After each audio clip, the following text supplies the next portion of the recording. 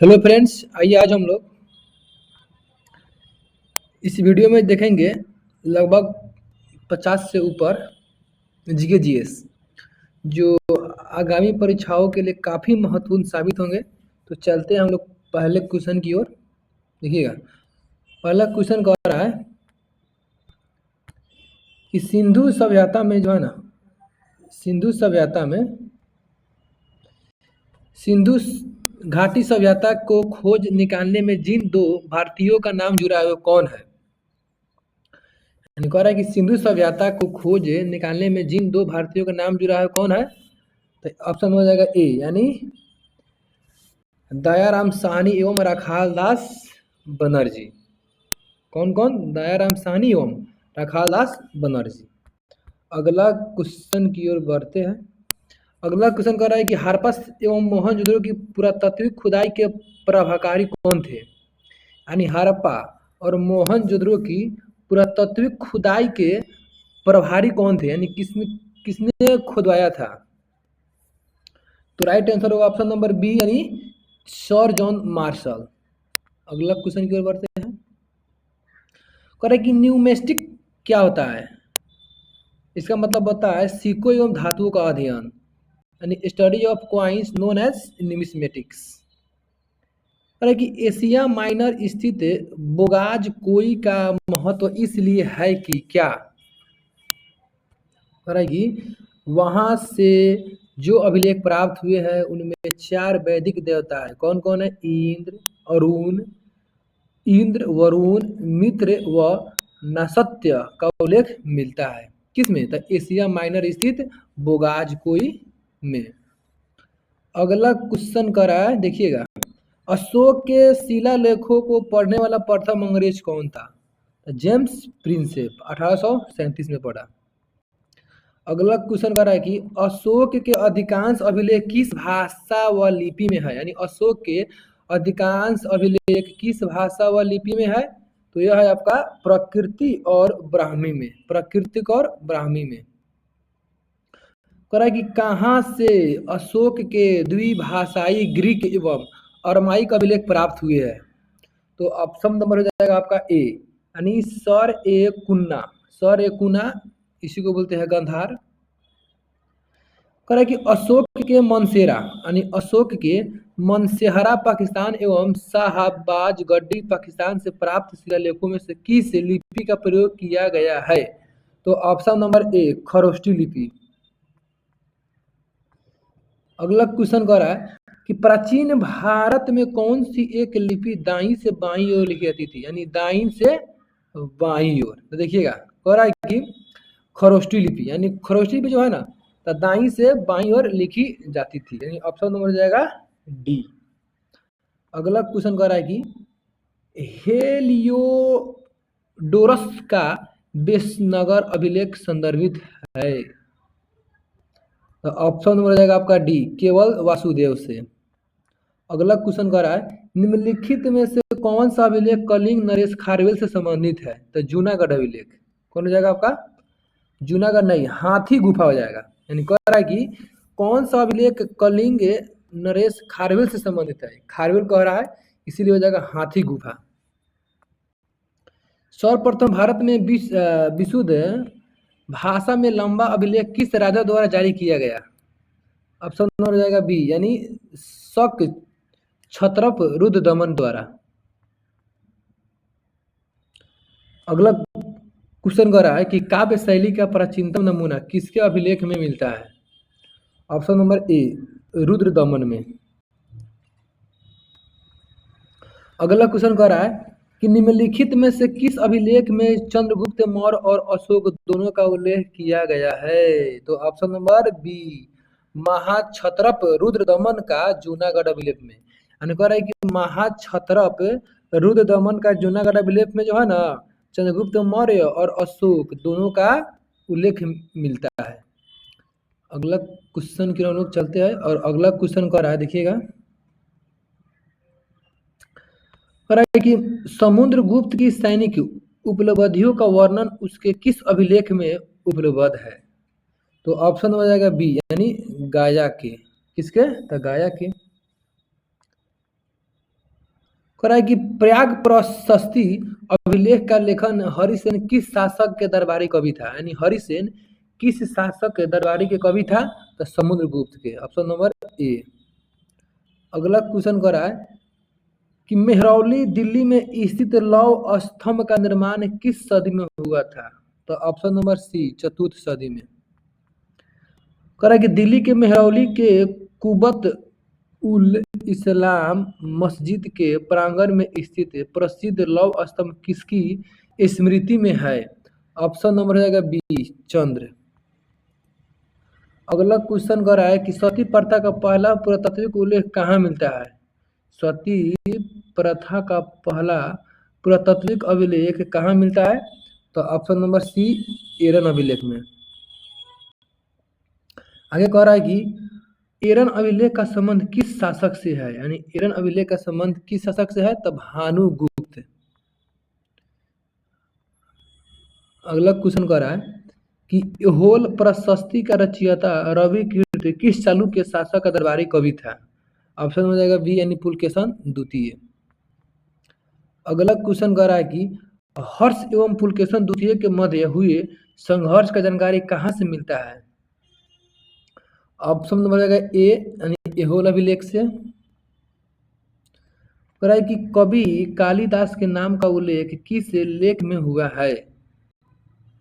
Option number B, यानी ऐहोल के उत्कीर्ण लेख में। अगला क्वेश्चन कह रहा है कि अभिलेखों को ऐतिहासिक प्राकथन के साथ प्रारंभ करने की परंपरा का सूत्रपात किसने किया? इसका राइट आंसर होगा बी नंबर, राजा प्रथम, यानी राजा प्रथम ने किया। कहाँ से प्राप्त अभिलेखों में महासभा की कार्य प्रणाली के विषय में विस्तृत जानकारी मिलती है? ऑप्शन नंबर ए, उत्तर मेरूर। भारत में सिक्कों का प्रचलन कब प्रारंभ हुआ? यानी भारत में सिक्कों का प्रचलन कब प्रारंभ हुआ? तो 600 ईसा पूर्व में। भारत में प्राचीनतम मुद्रा माना जाता है? भारत में प्राचीनतम मुद्रा माना जाता है तो आहत सिक्के। कह रहा है कि भारत में सर्वप्रथम स्वर्ण मुद्रा किसने चलाई? कह रहा है कि भारत में सर्वप्रथम सोना की मुद्रा यानी सोना के सिक्के किसने चलाया? तो इंडो बैक्टीरियन। अगला क्वेश्चन कह रहा है कि निम्नलिखित में से किसने सोने के सर्वाधिक शुद्ध सिक्के जारी किए? यानी सोने के सर्वाधिक शुद्ध सिक्के किसने जारी किया? तो जारी कहेगा तो हो जाएगा कुषाण। कह रहा है कि सर्वप्रथम किसने चलाया? तो इंडो बैक्टीरियन। जारी पूछेगा तो कुषाण। सातवाहन के समय मुद्रा सर्वाधिक किस धातु के बने हैं? सातवाहन के समय मुद्रा सर्वाधिक के किस धातु के बने थे? ऑप्शन नंबर जाएगा ए, सीसा के। निम्नलिखित में से किसने बड़े पैमाने पर स्वर्ण मुद्राएं चलाई थी? तो जाएगा आपका सी, कुषाण शासकों ने। अगला क्वेश्चन की ओर बढ़ते हैं।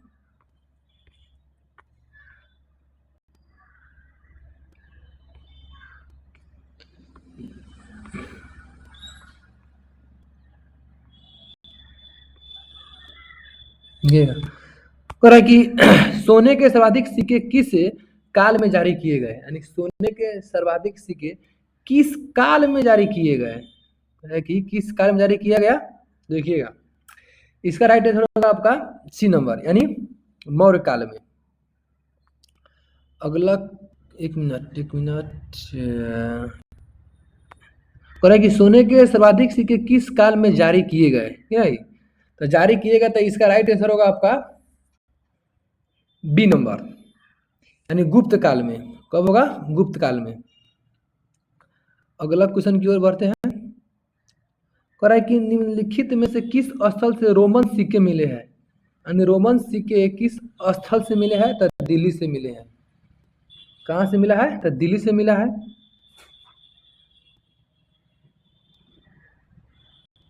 सिक्सटी एट सॉरी, इसका राइट आंसर होगा आपका, देखिएगा, कह रहा है कि निम्नलिखित में से किस स्थल से रोमन सिक्के मिले हैं? तो अरिक मेडू से मिला है। अगला क्वेश्चन कह रहा है कि भीमबेटका किसके लिए प्रसिद्ध है? तो गुफाओं के लिए, ऑप्शन नंबर ए। अगला क्वेश्चन कह रहा है कि प्राचीन काल में भारत के लोग बर्मा को किस नाम से जानते थे? यानी प्राचीन काल में भारत के लोग बर्मा को किस नाम से जानते थे? तो ऑप्शन नंबर जाएगा ए, स्वर्ण भूमि। अगला क्वेश्चन कह रहा है कि अंकोर वाट मंदिर कहाँ है? तो कंबोडिया में है, जो दुनिया का सबसे बड़ा मंदिर है। कह रहा है कि प्लिनी की मूल कृति नेचुरल हिस्ट्री किस भाषा में रचित है? ऑप्शन नंबर जाएगा बी, लैटिन में। लैटिन भाषा होता है। चचनामा सिंध का इतिहास है और मूल रूप से किस भाषा में लिखा गया है? चचनामा, तो यह लिखा गया आपका अरबी भाषा में। आगे बढ़ते हैं और हम लोग पढ़ेंगे इस वीडियो में प्राग ऐतिहासिक काल। देखिएगा, प्राग ऐतिहासिक काल का जो समय है वह है आपका यानी लगभग 3 लाख से लेके 600 ईसा पूर्व। और इसका क्वेश्चन हम लोग देखते हैं किस प्रकार क्वेश्चन बनता है, देखते हैं। कह रहा है कि निम्नलिखित में से किसे मानव का आदि जन्म स्थली माना जाता है? कह रहा है कि इनमें से किसे मानव की आदि जन्मी स्थल माना जाता है? देखिएगा, इसका राइट आंसर हो जाएगा आपका सी नंबर, यानी अफ्रीका महाद्वीप को। यानी अफ्रीका महाद्वीप को क्या माना जाता है? तो मानव का, कहाँ गया,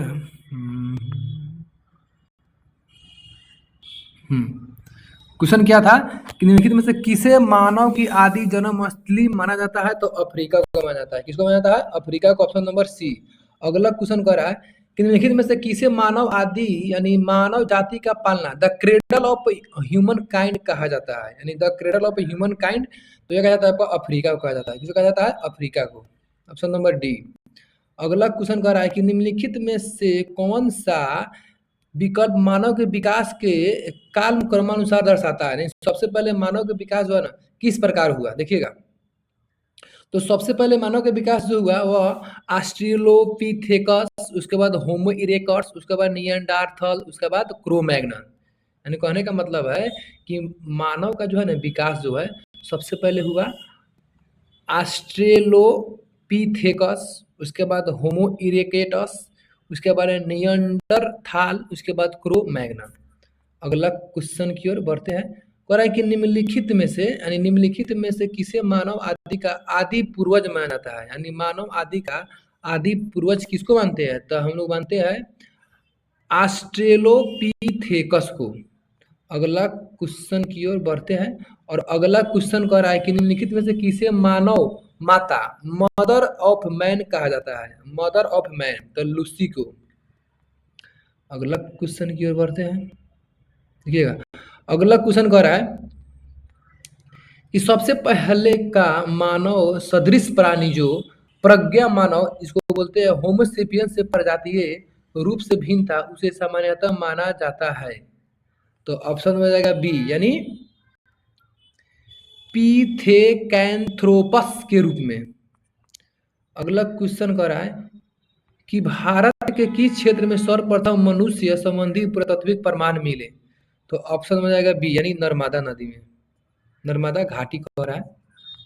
अगला क्वेश्चन की ओर बढ़ते हैं। कह रहा है कि होमो इरेक्टस का एक कपाल निम्न में से किस स्थल से प्राप्त हुआ है? तो ऑप्शन में जाएगा ए, यानी नर्मदा घाटी में हथनोरा से। अगला क्वेश्चन की ओर बढ़ते हैं। कह रहा है कि निम्नलिखित में से किसे प्राचीनतम द्विपद मानव कहा जाता है? तो ऑप्शन नंबर बी, यानी पिथेकैंथ्रोपस। अगला क्वेश्चन की ओर बढ़ते हैं। निम्नलिखित में से किसे आग की खोज का करने का श्रेय दिया जाता है? यानी आग का खोज का श्रेय किसको दिया जाता है? तो ऑप्शन में जाएगा बी, यानी होमो इरेक्टस को, होमो इरेक्टस को दिया जाता है। तो ये रहा लगभग 50 को जीके जीएस जो आगामी परीक्षाओं के लिए काफ़ी महत्वपूर्ण साबित होंगे। तो आई होप, मैं ऐसा करता हूँ कि आप लोग को यह वीडियो बहुत ही अच्छा लगा होगा। तो फिर मिलते हैं अगले वीडियो में। जय हिंद, जय भारत।